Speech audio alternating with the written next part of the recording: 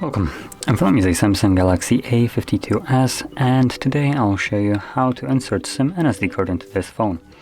Now before we get started, we'll need one of these, a SIM eject tool. It comes provided with the device in the box, so you can get it from there, or you could also use a paper clip, straighten one of the ends, and it should work just as well. So once you got one of those, you want to pop out the tray, which looks to be located right here at the top. So it looks like it's right over here where you need to put the pin in, and once you push it in, you should see the tray pop out. There we go. From here, once you take it out, you will have space for one SIM card and one SD card, or two different SIM cards. So if you're planning to use dual SIM, you would just place one of the SIM cards on the SD tray, but sideways like this. And if you're planning to use one of each, just move it over right here, and SD card.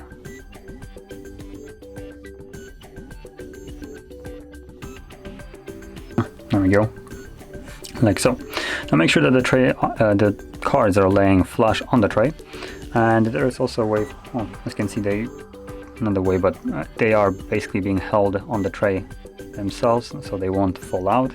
Really nice that Samsung did include this one, at least in this phone. So anyway, once they're on the tray, insert it back into the device. Give it a second, and there we go. It's already reading the SIM card. Obviously, it's telling me to insert a SIM pin. So that will unlock the SIM card, and SD card is working as well, which you can see right here.